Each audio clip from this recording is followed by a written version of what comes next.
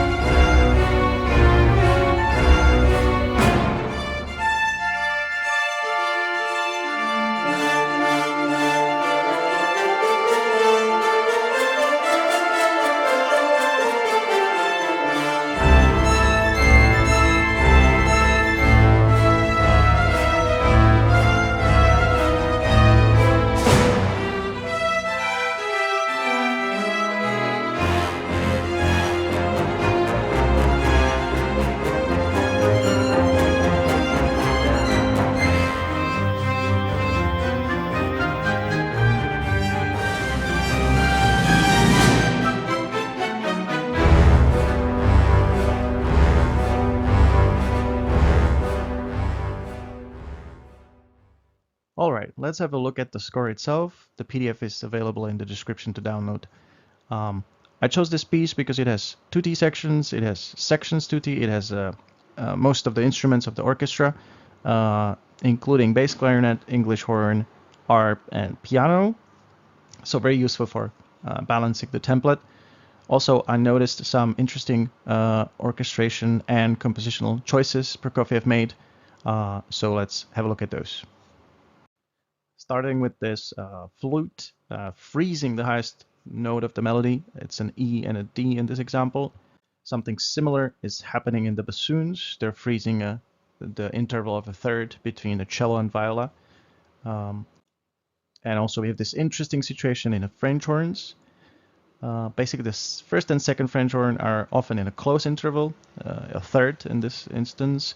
The third and the fourth French horn are often in a wide interval, something like an octave or seventh. And the fifth and the sixth French horn are playing an inversion of the interval of the first and the second French horn. We also have a third trombone, which I suspect is a bass trombone, doubling the tuba an octave higher, which is pretty common practice, I think, till the late 19th century, where the bass trombone gained a bit of more independence in the orchestra. Here is the second page. Also, if you noticed, I wrote the chords on the top of the score if you're interested in those. By the way, here we have a beautiful dark color happening using the low register of the oboe doubled with an English horn. This is a third page. Quite a lot of things happening here. We have an interesting orchestrational choice here where the oboe and the English horn are doubling the melody, and there's this jump to the high A which is skipped in the oboe and the English horn, which I believe is because especially the oboe would poke out a lot up there. We also have this nice complementary color of timpani hit with a pizzicato,